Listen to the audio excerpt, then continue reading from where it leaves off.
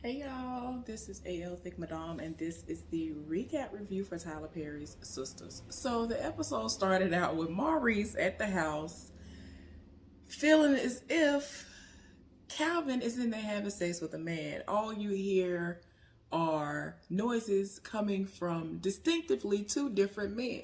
So the random man named Q came out and he's completely naked. He trying to get something to drink, and Maurice is at a loss for words, in a sense, because y'all know usually he gonna find a couple of words, and he's just like, yeah, like Maurice had me dying.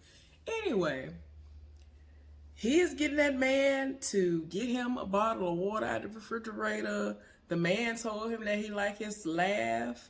He was like, what? He laughed again. He was like, oh, that's cute. He was like, what? He was like, your laugh. And so he laughed again. This man is doing the most. He talking about him and Calvin about to go for round 4. So this is turning Maurice on more and more. And the man that finally went back in the room. Now, the man is a stripper. I'm trying to understand, is he teaching Calvin the ways of the stripper life, or are they actually doing something? I really feel like they're trying to throw us off with this situation. I don't think he in there screwing that man, but this could have been one of the very few times that they actually are inferring exactly what is happening. So I don't know. Anyway, Karen at the house being dumb.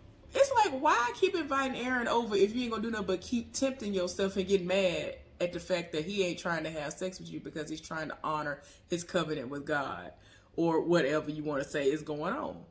And so she in the bed with him, up, awake. He sleep. He be sleeping good. He be getting all the sleep. He over there sleeping good, and he hot, so he got the cover mainly off of him. And so she called herself covering him up, and then he was like, what's going on? You all right? What you doing? And so she was like, I'm just covering you up. And he was like, well, it's hot, so that ain't gonna work. Get to the point where he was like, do you want me to go? Like, you want me to leave?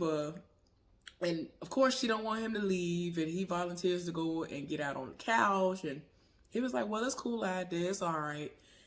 Then she is trying to call Sabrina to kind of tell them about what happened with Gary, but then, the conversation is cut off, and then he got to go to the bathroom in her room. And she looking at him like, I thought you said you was going to the bathroom. And this heifer is just so horny and into him that she telling this man to run like a cheetah, and you over there looking at me like you looking. Like, I'm like, girl, what is the point of torturing yourself like this? If you know how you get down, like, you gotta tell this man to hurry up, get out your face and some more, because the temptation is that strong. Like, girl, why? So the dummy Andy answers her door, and Nicholas, the guy who does the room service, bellhop, whatever, doorman, I don't know what he is. He does these things at her building. He's the man who lives in the penthouse's son that we met before, who had to take all the roses and flowers and things back out of her room. So he brought up a bouquet of roses to her. She told him to take them back with him and apologize for them even having to be brought up there to her. And so he was like, I know it's not my business, but if you don't want Gary coming around and having access to you in the building, why don't you just take him off the list? So she was like, yeah, it isn't your business. And then she was like, thank you, Nicholas. And then closed the door in his face and told him that he needed to mind his business. So dumb Andy sat up there, put the ring on her finger, and then couldn't get it off. So she went to the refrigerator to get a stick of butter. And I'm just like, I know you got lotion, shea butter, cocoa butter, baby oil. You have some sort of a skin product that will loosen it up. But the first thing you grab is a stick of butter. I don't understand. But anyway, she tried to do that and it didn't work. So I was like, okay. Then she went in the bathroom and got that big old 32 ounce bottle of Castile soap and put it on her hand and it wouldn't come off. So I was like, girl, what kind of foolishness? Like, that ain't even making sense. You done put soap on your hand and it ain't coming off, and butter. Oh, this a lie. So I'm like, this ain't realistic. This is stupid.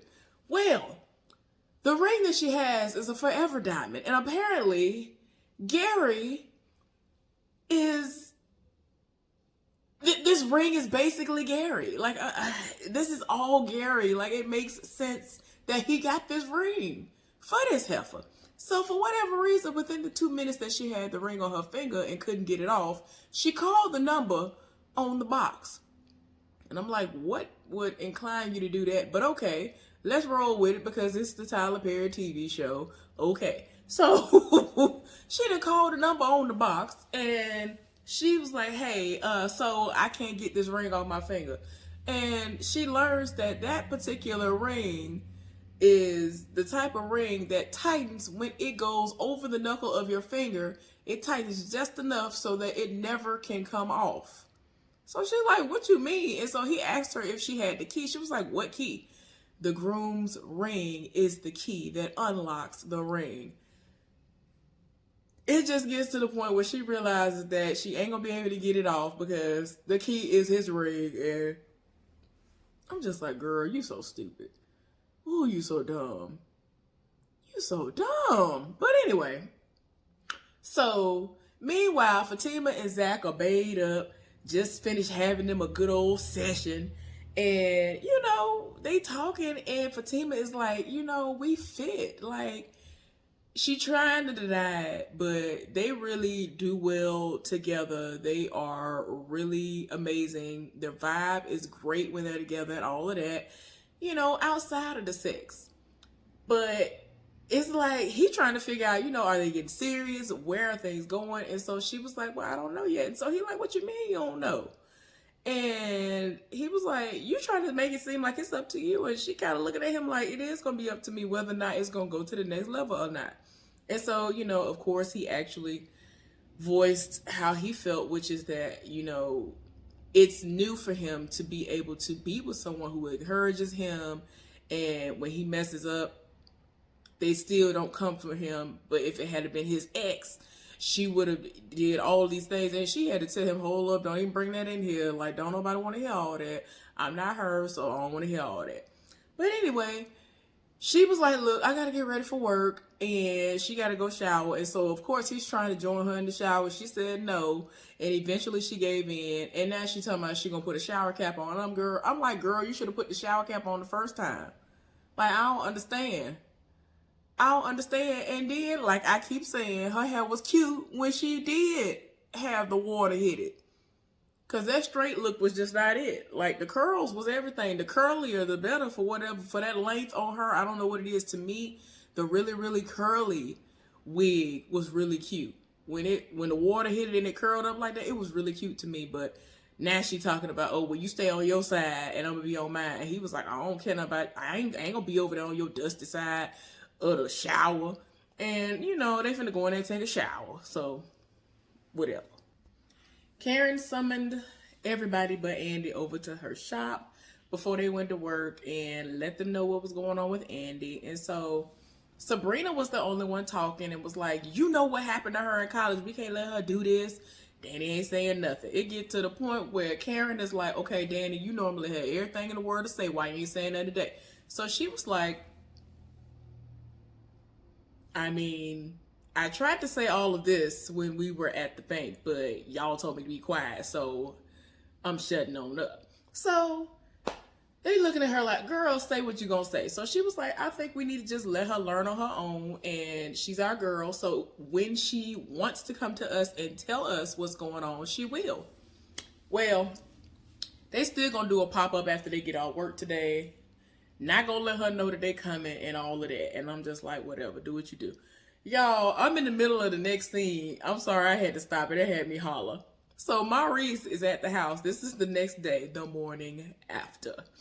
And Q then came out of Calvin's room. And so he said, good morning. And he was like, yeah, it is a good morning.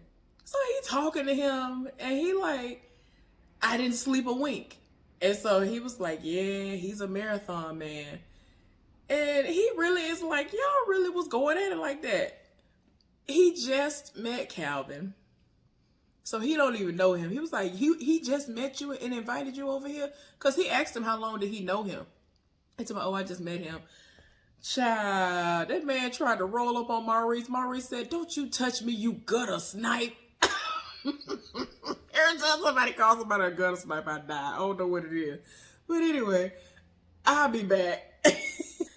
Okay, so he's talking to this man and he found out that he live at home with his mama and he's in between jobs right now. So that kind of turned him off. And so he told him, you need to get out my house. I'm so tired. So why he acting ditzy, and I had to remember he was high. So he was acting ditzy to me. And he was like, you got to remember I was high. He done tried to go over here and go into Calvin's room. He was like, that ain't the way you came in. You got to go out the way you came in. He was like, well, I don't remember. I was high. Oh my gosh. He finally got out. I'm tired. This is just too much. So then Maurice went over to Calvin's door because Calvin's knocked out. He's sore and he's knocked out. And he knocked on his door and he was like, we're going to have a conversation when I get back home from work. A long conversation.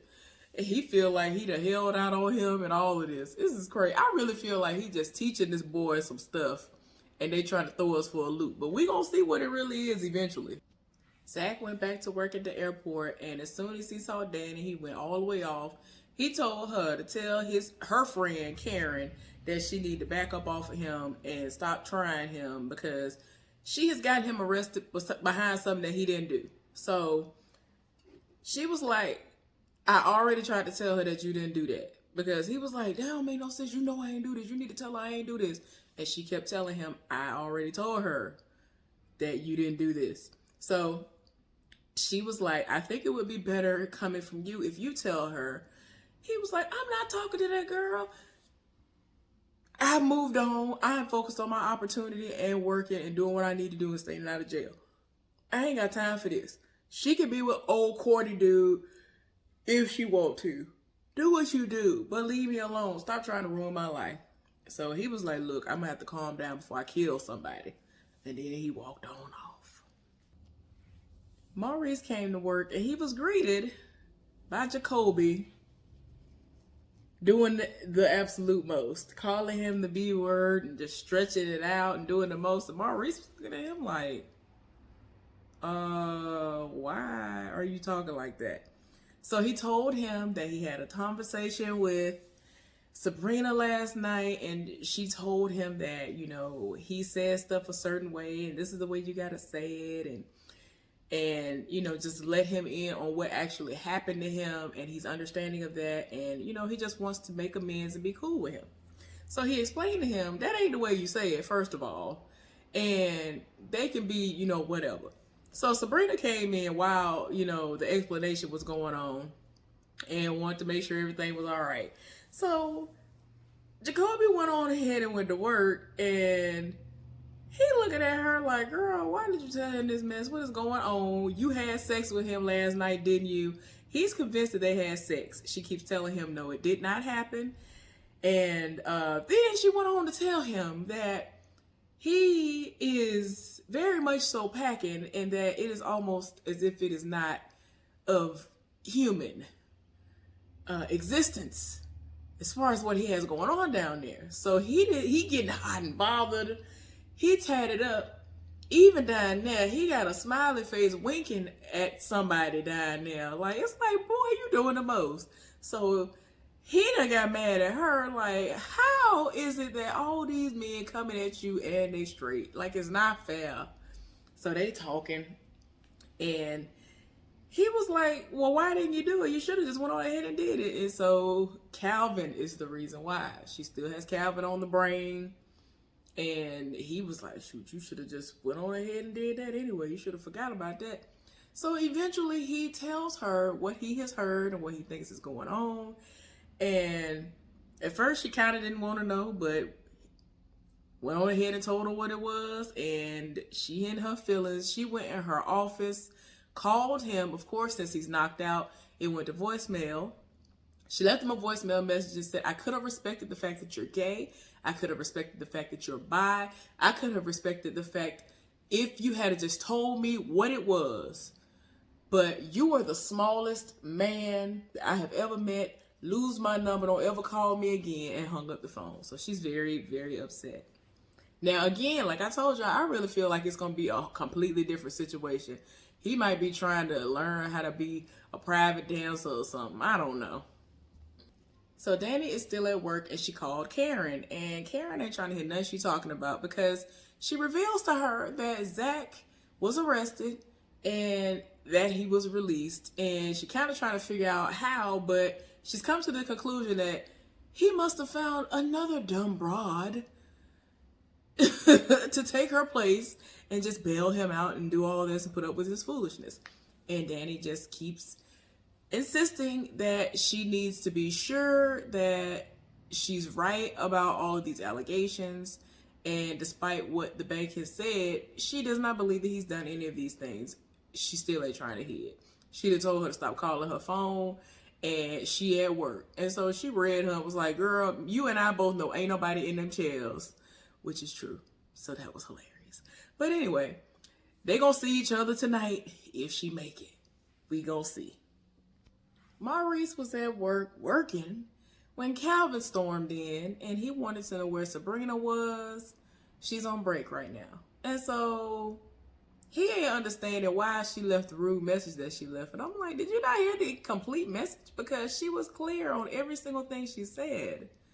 Anyway, he let him know that she's on break. And he was like, well, I'm gonna wait for her. Okay, I'm gonna wait. This fool sat up here and waited. Maurice was like, we gonna call you Teflon Don. Cause he just sat down like nothing happened. So like I keep telling, I really feel like something sexual must not have gone on. That man must have been teaching him some dance moves or something. I don't know what is going on, but yeah.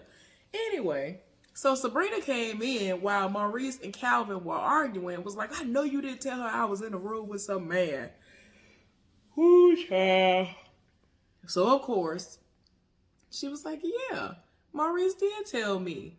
And they got into it. He talking about, see, I'm not going to keep explaining this to you. And I'm like,